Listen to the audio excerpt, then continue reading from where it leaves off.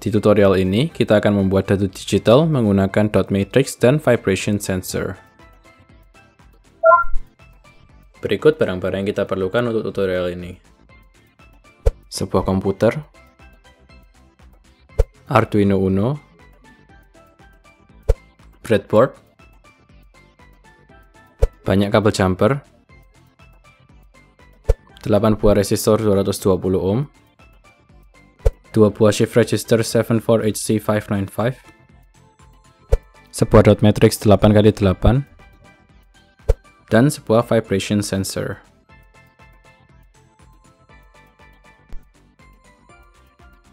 Pertama untuk dot matrix. Seperti yang bisa kalian lihat pada skema ini, komponen ini memiliki 64 buah LED yang tersusun dalam bentuk 8x8.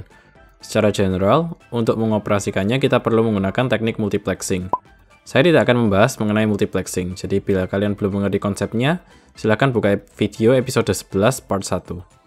Tanpa multiplexing, ketika kita ingin menyalakan titik koordinat 00 dan 11, saat melakukan grounding pada pin 13 dan 3, serta memberikan source voltage ke pin 9 dan 14, maka poin 01 dan 10 juga akan menyala. Disinilah kita perlu melakukan multiplexing. Untuk mengidentifikasi kaki pada dot matrix, secara general, cara paling mudah adalah dengan melihat sisi yang berlabel tipe komponen. Pada sisi ini tersedia kaki 1 hingga 8, sedangkan pada sisi sebaliknya adalah 9 hingga 16. Biasanya untuk mempermudah menyalakan komponen berkaki 16 ini, ada IC MAX7219 yang dapat digunakan untuk menyalakan komponen ini dengan satu buah IC saja. Namun karena Arduino Lab Starter Kit tidak menyediakan IC ini, maka kita akan menggunakan 2 buah shift register, satu sebagai VCC dan satu untuk grounding. Sedangkan untuk komponen vibration sensor, cara kerjanya sangat mirip dengan komponen tilt sensor. Bedanya, pada tilt sensor ada bola berbahan merkuri di dalam yang menyambungkan dua kakinya. Sedangkan pada vibration sensor, di dalam terdapat sebuah pair atau spring yang akan tertarik ke bawah menyambungkan dua kakinya ketika ada getaran, dan akan segera kembali ke posisi semula tanpa perlu membalikan komponennya seperti tilt sensor. Begitulah penjelasan untuk komponen pada tutorial ini. Mari kita lanjutkan ke rangkaian yang akan kita gunakan.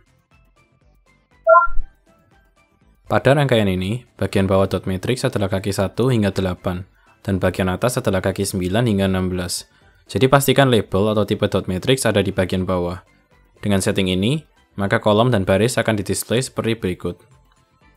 Shift register di sebelah kiri akan digunakan untuk grounding, sedangkan shift register di sebelah kanan sebagai VCC.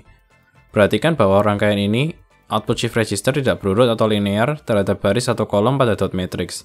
Hal ini dilakukan untuk mempermudah rangkaian karena banyaknya resistor dan kabel yang digunakan, yang nantinya akan bisa dimanipulasi lewat coding. Untuk vibration sensor, salah satu kaki dihubungkan ke ground dan satunya ke salah satu pin GPIO untuk membaca bila terjadi getaran atau trigger untuk dadu. Begitulah penjelasan untuk rangkaian kali ini.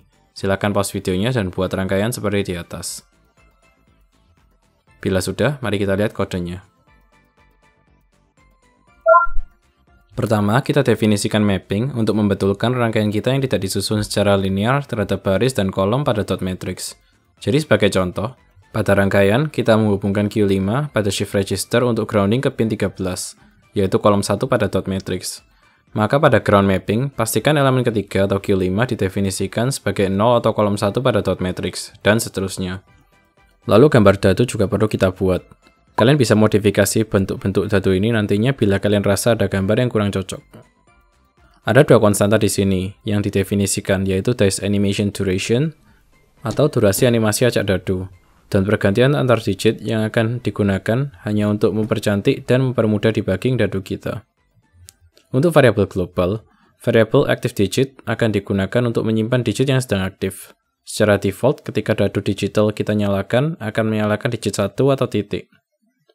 Pada block loop, ketika terdeteksi getaran, kita akan memanggil function dice animation yang akan membuat animasi acak dadu, lalu mengenerate angka secara random antara 0 hingga 5, yang merepresentasikan 1 hingga 6. Dan function update dice akan menghandling multiplexing dengan melakukan print per baris pada tiap loopnya. Function shift register input adalah modifikasi dari shift out, mirip dengan cara input ke shift register yang sudah kita lakukan di tutorial-tutorial sebelumnya. Bedanya, karena kita tidak menggunakan rangkaian yang linear, maka input ke shift register juga harus disesuaikan dengan mapping yang sudah kita buat pada bagian awal program. Jadi begitulah kode yang akan kita gunakan pada tutorial kali ini. Kalian bisa dapatkan kodenya lewat link yang ada di deskripsi, upload, dan mari kita lihat hasilnya.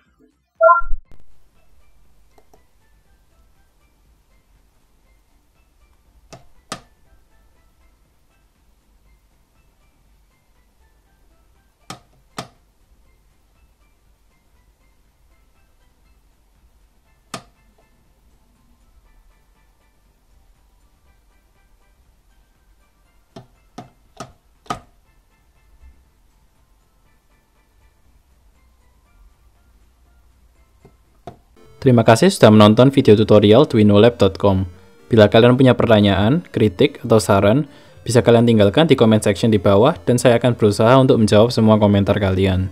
Selamat bermain!